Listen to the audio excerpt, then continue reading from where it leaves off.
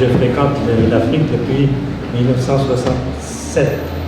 Ça fait déjà pas mal. J'ai commencé par le Gabon.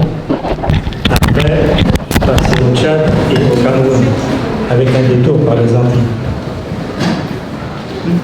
Alors, au début des années 80, quand Cartala s'est créé, j'étais dans les environs, disons, et très rapidement, on m'a demandé de prendre le relais d'un collègue qui s'en allait. C'était Patrick Méran, qui est parti fonder les éditions. C'est bien. Ah. Donc, j'ai commencé par prendre la collection Contes et légendes qu'il avait lancée, et ensuite la collection Lettres du Sud qu'il avait aussi un peu lancée, et j'ai créé d'autres collections dans la foulée. D'abord dictionnaire, ensuite dictionnaires et langues, et ensuite il y avait un truc sur les apprentissages et sur les Antilles. Donc ça m'a fait beaucoup de travail, en plus de mon boulot au CNRS.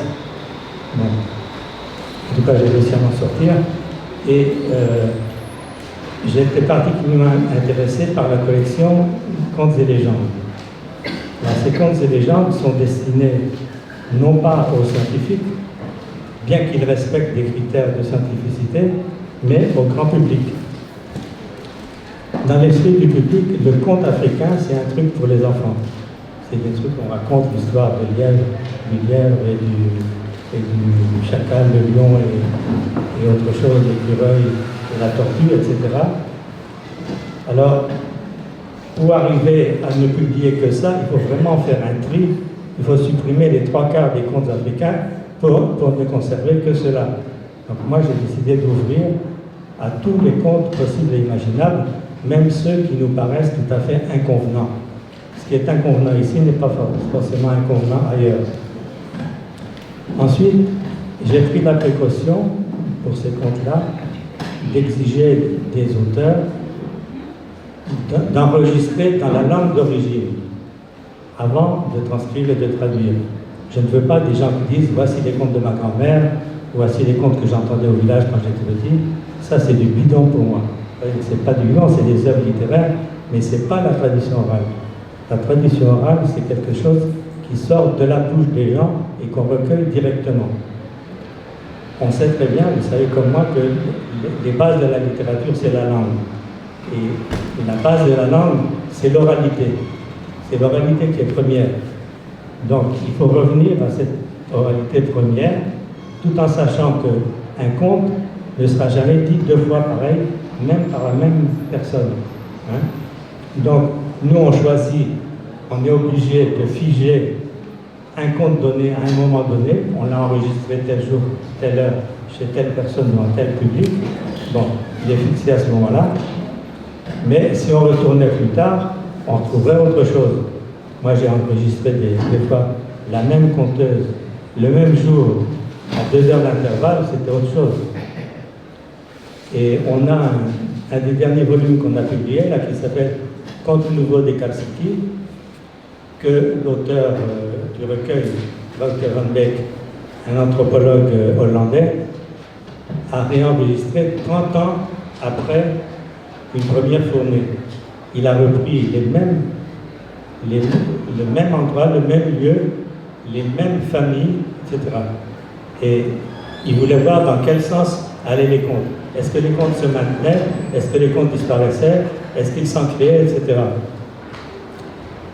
Et de façon extraordinaire, il a vu qu'il y avait des changements qui avaient lieu, certains personnages animaux qui avaient disparu du fait des modifications du milieu naturel. Le léopard, par exemple, a disparu, alors qu'il était très important il y a 30 ans. Le léopard a disparu, il a été remplacé par, je ne sais plus lequel autre. Donc, il a vu ça, déjà, les mouvements au niveau des personnages des contes, et ensuite, il s'est rendu compte qu'il y avait une bonne stabilité des thèmes de contes, mettons 70% peut-être, qui étaient toujours là, avec des variations, et 30% qui étaient des nouveaux thèmes qui avaient été créés depuis. Et alors maintenant, on ressent par exemple des influences du monde moderne qui n'étaient pas à l'époque. On voit des objets qui arrivent qui n'étaient pas là il y a 30 ans. On voit... vous voyez, donc finalement, la tradition orale, quand elle en a les moyens, elle peut très bien se maintenir et même se développer actuellement. Et dans d'autres cas, la tradition orale meurt carrément. Moi, j'ai enregistré des quantités de grand-mères dans le Diamaré, une région du Cameroun. Elles me disaient, ça fait 10 ans ou 15 ans que nous n'avons pas compté, puisqu'on n'a plus personne pour nous écouter. Les gamins vont à l'école, donc le soir, ils n'ont plus trop la force de traîner dehors pour écouter les grands-mères. Ils ont l'impression que ces histoires-là, c'est un petit peu des vieilles lunes. Ensuite, ils ont presque toujours une télé ici ou là dans le village. Quelqu'un a une télé, ils vont aller voir ça. Et les grands-mères n'ont plus la force d'imposer, ne peuvent pas imposer ce genre d'histoire. Mais en revanche, malgré tout, même en ville, il y a encore des grands-mères qui comptent. Donc si vous voulez, la situation est très contrastée. À la fois, ça disparaît, à la fois, ça se modifie et ça s'enrichit, et à la fois, ça se maintient. Donc, il ne faut pas désespérer. Et cette collection que j'ai dirigée avait pour objectif de faire une sorte d'état des lieux. Quand on sait qu'il y a 2000 langues en Afrique, ça veut dire potentiellement 2000 cultures. À supposer qu'on trouve 200 contes à chacune culture, multiplié 2000 par 200, vous allez voir la richesse potentielle que ça donne. Et malheureusement, il n'y a personne pour les récolter. Les étudiants actuellement sont pressés, parce que c'est fatigant de recueillir la tradition orale. Il faut aller se casser le derrière sur des routes défoncées ou dans des endroits où il n'y a pas de route, à des saisons où il ne fait pas forcément bon se promener. Hein. Il faut avoir un petit peu de matériel, il faut aussi connaître repérer les conteuses avant, on ne peut pas arriver sur elles comme ça. Il faut négocier là aussi. Il y a tout un problème de négociation, que la conteuse sache, ou le conteur sache pourquoi vous venez le voir. Ils vont penser des fois que vous venez là pour les exploiter. Alors qu'en fait, moi je leur explique toujours, les contes que j'enregistre chez toi, ils seront toujours chez toi quand je partirai. Et je pourrais les passer à tes enfants et aux enfants de tes enfants. Donc quand on présente des choses comme ça, généralement, il n'y a pas de problème majeur au niveau de la confiance. Donc il faut instaurer une confiance. Donc je disais que les étudiants de maintenant sont très pressés.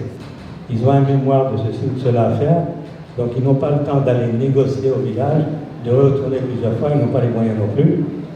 Et les institutions officielles des pays, qui à l'époque étaient actives, je prends le cas du Cameroun, il y a 30 ans, il y avait un institut des sciences humaines qui était assez actif dans le recueil du patrimoine oral, qui a complètement lâché prise maintenant. Presque entièrement. Oui, Henri, je ne voudrais pas se couper la parole, mais comme nous sommes deux et que l'heure tourne souvent trop vite et qu'il n'y a aucun modérateur pour essayer de distribuer la parole, c'est pas une critique, hein, mais c'est un peu difficile pour nous. En tout cas, merci d'être venus nombreux. Henri vient de parler du patrimoine et de la collecte de la mémoire orale et de ce qu'elle peut constituer comme source et capacité d'enrichissement. Je voudrais dire aussi, dans la suite, qu'il ne s'agit pas d'opposer l'oralité et l'oraliture et la littérature. Bien entendu, ce n'est pas le propos d'Henri, mais sur la thématique qu'est-ce que l'Afrique, qui nous est posée ici, cette thématique nous invite, c'est vrai, à évaluer quelles sont les richesses, quelles sont les forces, mais aussi quelles peuvent être les faiblesses.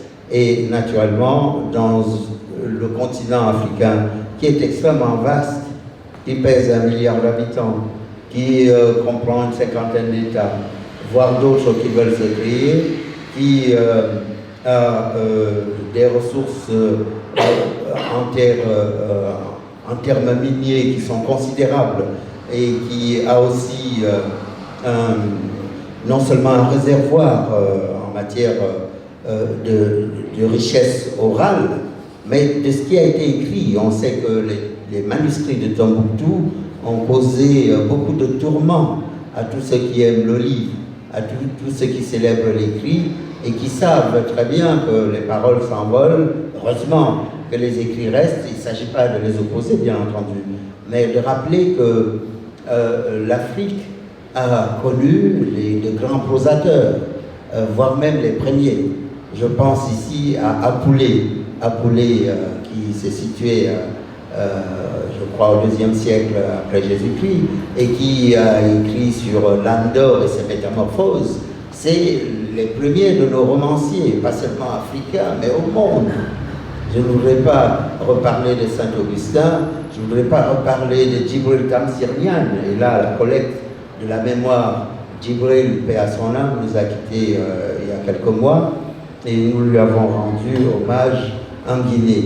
Il est bien de rappeler que ce monsieur est passé, c'est vrai, par les griots, qui peuvent être considérés comme des historiens un peu au rabais, alors que Djibril les a rétablis comme des historiens de notre mémoire, et qui sont importants pour saisir ce qui se passait dans des temps anciens, et précisément dans les temps anciens, ces griots ont excavé des oublis, le fait que l'empire de Soundiata Keïta non seulement était brillant par l'aura de son leader, mais aussi par la fabrication des chartes, et notamment la charte de Kourougan-Fouga, créée au XIIIe siècle. Par qui? Mais par des assemblées de populations venues de divers endroits de l'Empire du Mali de l'époque, et qui ont, en mutualisant leurs forces, ont inventé un code qui aujourd'hui n'est pas repris. En tout cas là, c'est ce qui m'interroge et me permet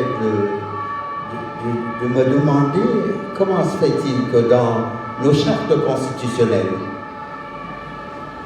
dans nos constitutions qui réglementent aujourd'hui la vie moderne, on ne reprenne pas ces éléments fondateurs et fondamentaux qui associaient divers peuples, diverses populations, pour qu'elles puissent régler leur vie sur des éléments communs.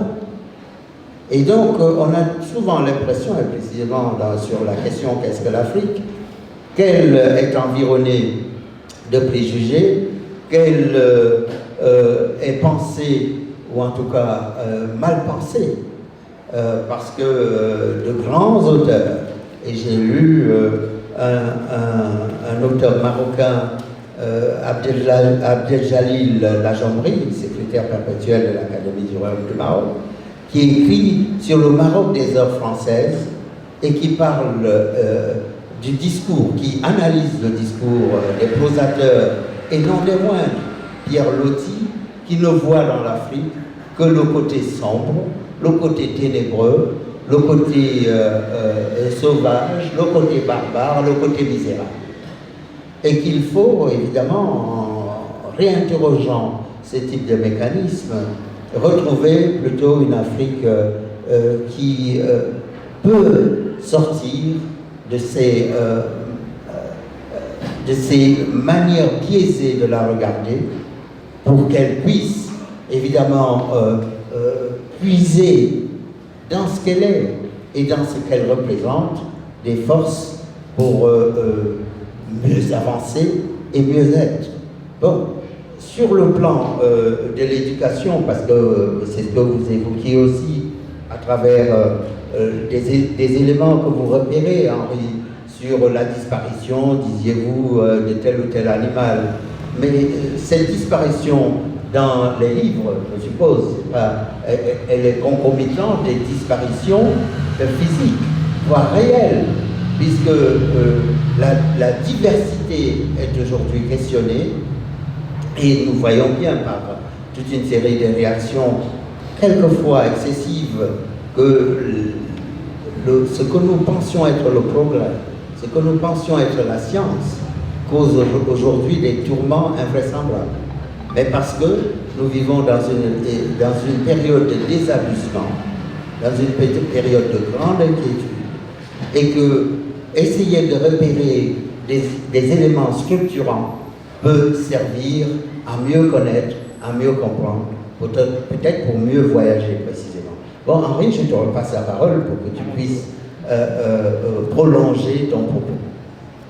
Moi, je tiens absolument à faire un couplet sur les langues africaines. Paradoxalement, quand on parle de la littérature d'Afrique, on pense à la littérature francophone, et Dieu sait s'il y a beaucoup de publications. Il y a une base qui a été établie à Bordeaux par Virginia Coulon, qui compte 30 000 titres en français. Vous imaginez, 30 000 titres produits dans l'Afrique francophone, des origines à nos jours. Et encore, il n'y a pas tout répertorié, donc il faut ajouter au moins encore 10% là-dessus. En revanche, si vous essayez de compter le nombre d'ouvrages monolingues en langue africaine, alors là, vous n'irez pas loin. Même si vous prenez les bilingues, vous n'irez encore pas très loin. C'est un scandale. Donc ces langues-là, à force de rester comme ça, ils vont finir par s'étioler aussi. Il faut les cultiver.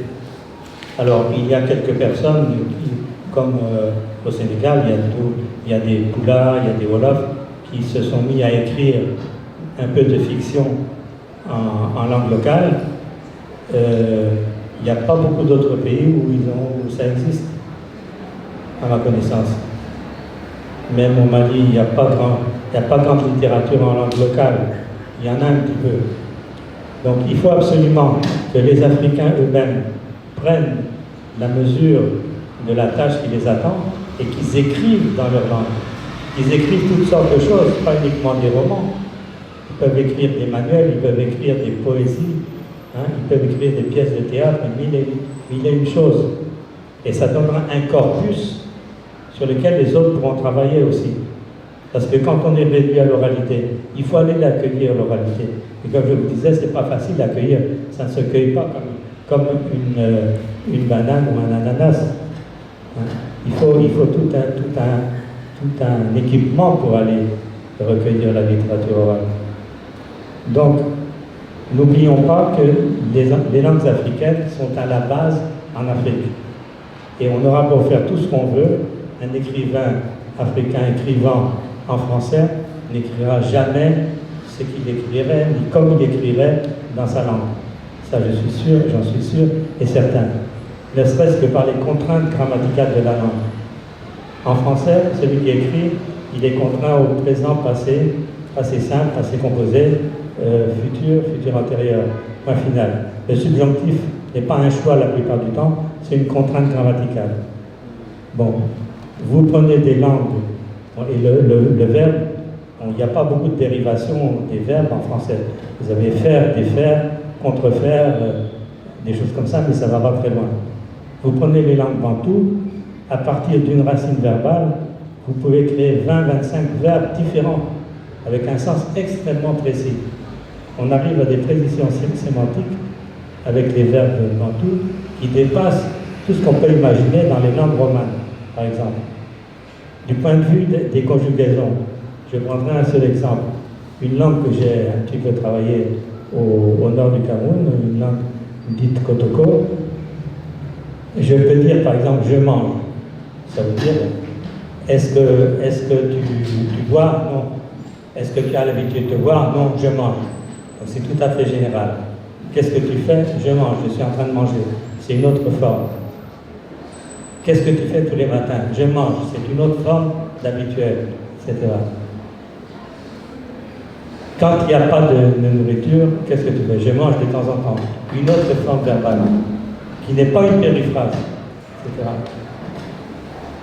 Il y a aussi une façon de dire je mange plusieurs choses à la fois, ou je mange une seule chose à la fois. Tout ça avec un seul verbe, vous voyez? Donc, et je pourrais encore continuer le catalogue dans cette langue-là.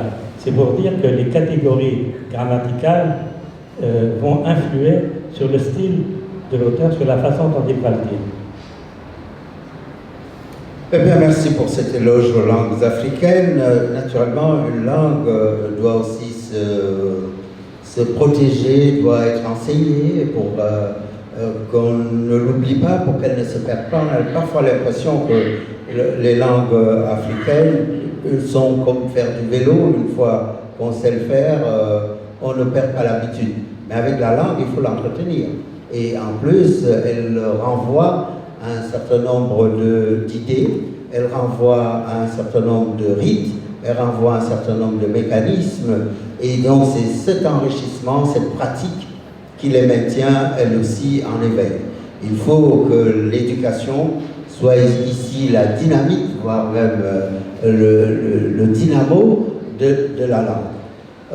Moi, je tournerai les regards bien volontiers un peu dans la suite de ce que j'ai exposé autour de la diplomatie culturelle comme étant un outil régalien à partir duquel on expose des valeurs, on expose des cultures. Et la diversité culturelle africaine, elle aussi est en danger. Elle est en danger parce que si ces éléments, ces apports, ces ressources, ces ressorts ne sont pas exposés, eh bien on a l'impression qu'en matière de cinéma, il n'y a qu'Hollywood, même si on sait que Nollywood, précisément au Nigeria, concurrence cette hégémonie. On voudrait aussi qu'il y ait par exemple des concurrents de la gastronomie africaine qui est fort riche. Moi, je ne sais pas comment, on n'a pas d'équivalent en termes de McDo, en termes de Quick, en termes de gastronomie qui puisse représenter cette diversité, cette variété des goûts en Afrique.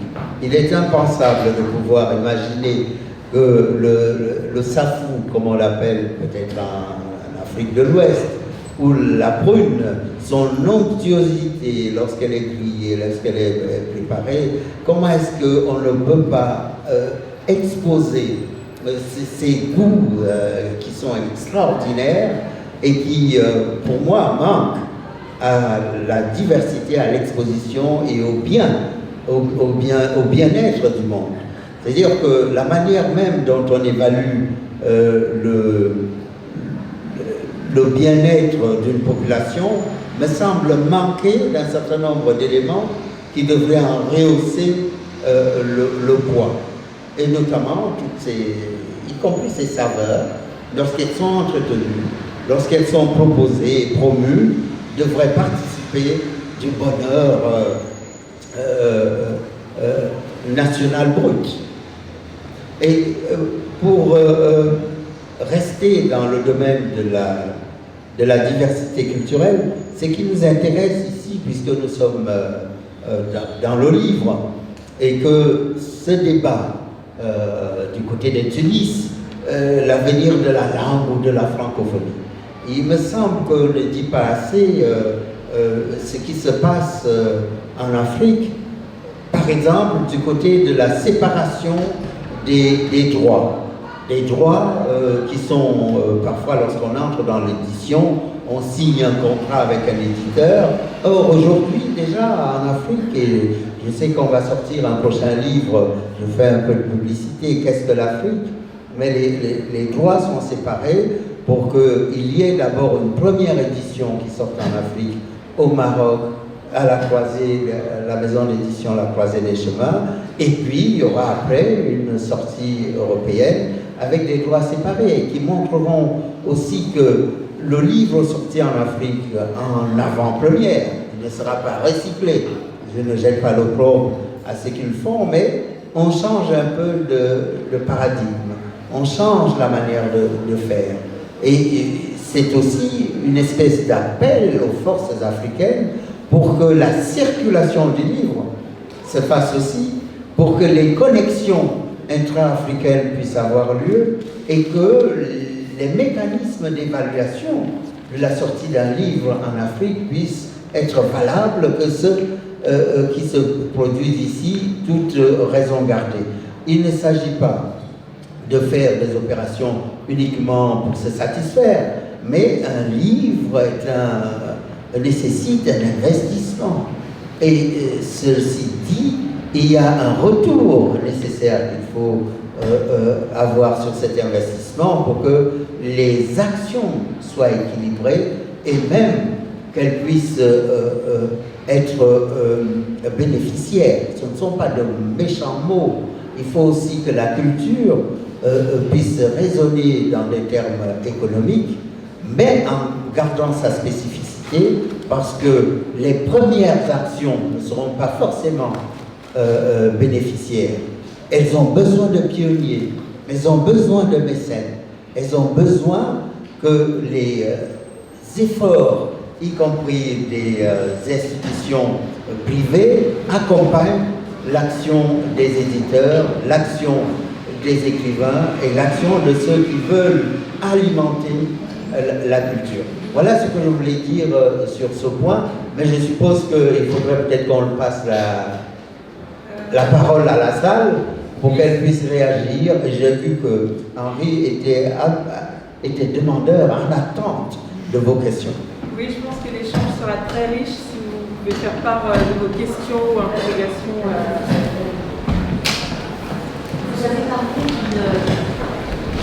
Vous avez parlé des langues locales, c'est vrai que c'est très bien, mais par exemple les livres de cuisine, puisque je vais aller dans votre sens, on va les traduire comment? Et on va les connaître comment si on les écrit en langue locale? Parce que c'est vrai que la cuisine est riche, la cuisine est fonctionnante, mais si on ne le lit pas en français... On fera confiance aux traducteurs.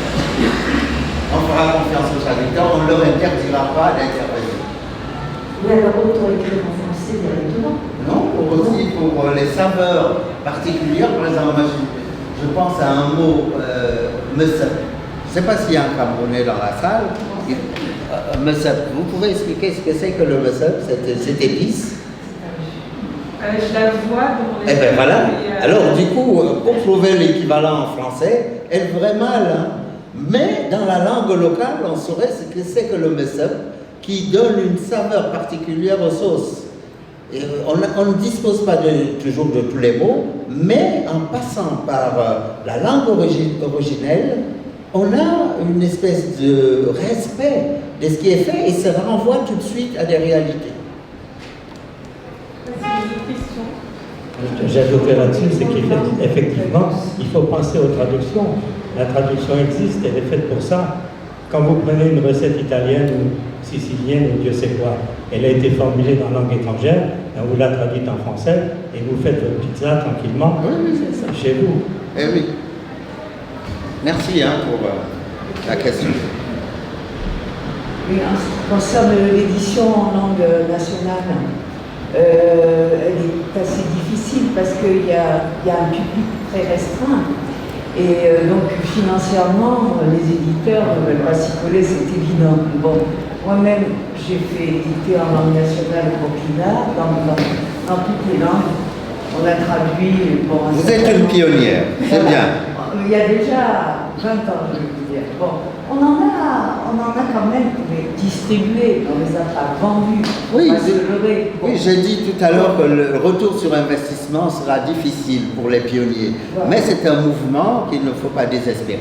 Non, c'est sûr, mais on a besoin de financement pour ça. Et absolument. Quand vous parliez de diplomatie culturelle, oui. ça en fait partie. Bien sûr, puisque le régalien est interpellé et l'État doit interpeller. La diplomatie culturelle, ce n'est pas juste la préservation d'un patrimoine ancien qui n'est pas négligeable, c'est très important de préserver le patrimoine et vous l'avez évoqué tout à l'heure, dans toutes ces dimensions, y compris psychologiques, et ça, c'était très intéressant.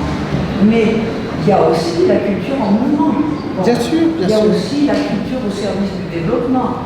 Bon. Absolument. Et donc ça, la diplomatie culturelle devrait poser les bases d'une diplomatie qui tient compte à la fois du patrimoine, de la préservation, mais de l'encouragement, de l'innovation. Vous êtes une ambassadrice formidable et si j'étais chef d'État, je vous nommerais tout de suite.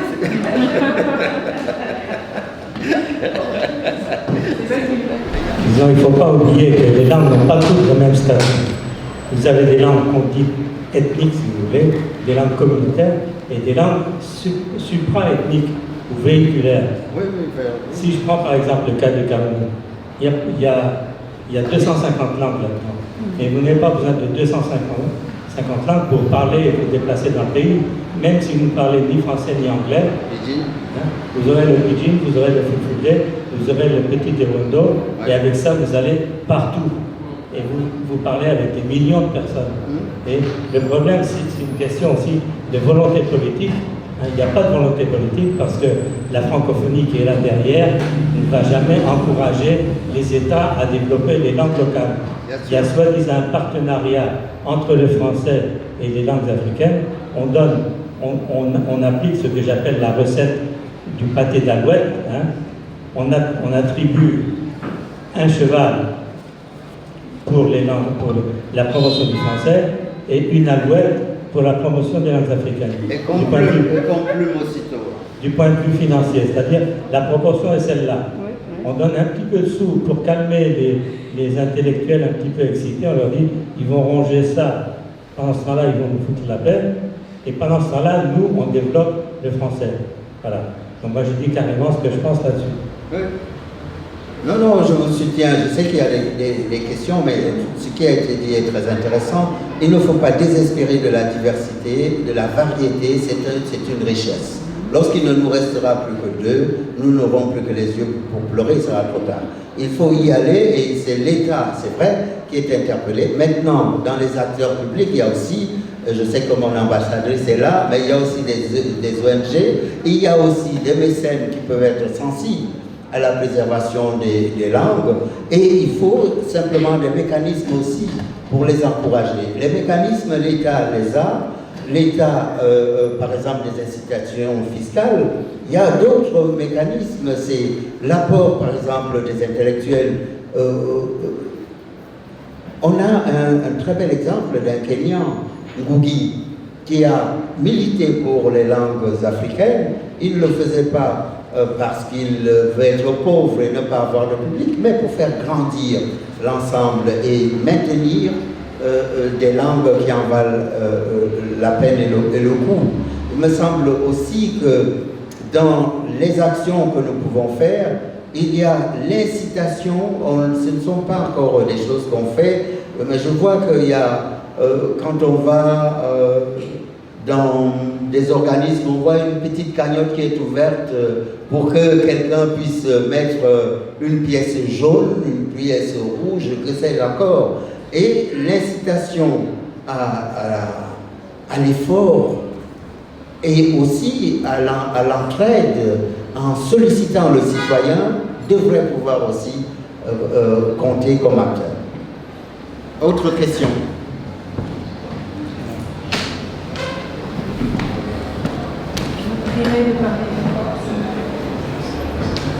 Oui, je voudrais prolonger la question de ma voisine sur les grandes langues. Il faut rappeler que Henri, tu as aussi à côté de la collection Contes et légendes, dirigé une collection des grands dictionnaires africains. Il y a le Wolof, il y a le Swahili en deux versions différentes, il y a l'Evé, il y a la Centrafrique, le Yoruba, et le Yoruba. Si vous voulez, ces grandes langues-là sont des langues nationales ou des langues supranationales, même au niveau des airs. Est-ce que tu peux m'en parler? Moi, je voudrais ajouter qu'à Cartala, on a traduit en français des romans swahili. Le Girofliguier de Zanzibar, par exemple, qui est paru dans les années 40-50, et je crois un autre que Alain Icard, un très bon connaisseur. L'archer, on a aussi traduit un roman Igbo en français. Ah oui, le Nigeria. Igbo du Nigeria. Le Nigeria est très présent, donc 100 millions d'habitants. Ce qu'il faut se dire, c'est que le Haoussa, par exemple, a des centaines de millions de locuteurs. Il y a 150 millions peut-être de locuteurs de Haoussa. Quelles sont les langues européennes, à part le français, qui a autant de locuteurs? Comme c'est des langues africaines, on n'en tient pas compte. Même si on se place du point de vue simplement numérique, entre le Haoussa et le Swahili, on a une masse de population énorme. Si on prend langue première et langue seconde, puisque le Swahili peut être langue première ou maternelle de certains, et langue seconde de beaucoup d'autres. Si je prends le cas du Fulfulde au Cameroun, dans la ville de Maroua fait mettons 450 000 habitants. 100% parlent le Fulfulde et 25% sont de langue maternelle peul. Ça veut dire 75% des locuteurs ne sont pas de langue maternelle. C'est-à-dire, très rapidement, les gens se mettent au diapason. Quand il y a une langue qui les intéresse quelque part, ils s'y mettent, si c'est leur intérêt. Hein? Mais ce n'est pas seulement parlé au Cameroun, il y a le Tchad, oui, non, le Nigeria. Le Fulfulde traverse, c'est une langue qui traverse toute l'Afrique, depuis le Sénégal jusqu'à la mer Rouge, hein, en passant par Centrafrique, le Soudan, etc. Donc c'est une langue extrêmement importante. Nous, on se dit, ouais, les langues africaines, des petits trucs de rien du tout, des confettis. Effectivement, il y a des confettis, mais il n'y a pas que des confettis. Hein. Il y a d'énormes morceaux. Il y a le Zoulou en Afrique du Sud, le Bambara. On ne va pas faire le catalogue parce que ça prendrait trop de temps. Mais c'est pour dire qu'on est très mal informé sur les situations et sur l'importance de ces langues-là. On considère que c'est quantité négligeable parce qu'il n'y a pas de tradition écrite énorme, etc. Si on prend le Haoussa, par exemple, il y a une tradition écrite depuis peut-être le XVIIIe siècle, écrite en caractère arabe. Hein? Le Fulfulde, c'est pareil, il y a toute une tradition écrite qui date peut-être un petit peu plus tard. Certaines de ces œuvres ont été éditées, notamment par Alfaso, pour le Fulfulde. Et pour le Haoussa, c'est plutôt les Anglais qui l'ont fait. Il y a plein de choses déjà qui existent et qui ne datent pas d'aujourd'hui. Oui, merci Henri. Et puis chapeau pour l'action conduite pour des dictionnaires. Chez Karthala, Karthala signifie un volcan, c'est ça? C'est le nom d'un volcan dans l'océan Indien, du côté de Mayotte, de Moroni, enfin des Comores. Ce que je voulais aussi dire, on a salué la richesse des langues, il faut aussi saluer l'inventivité.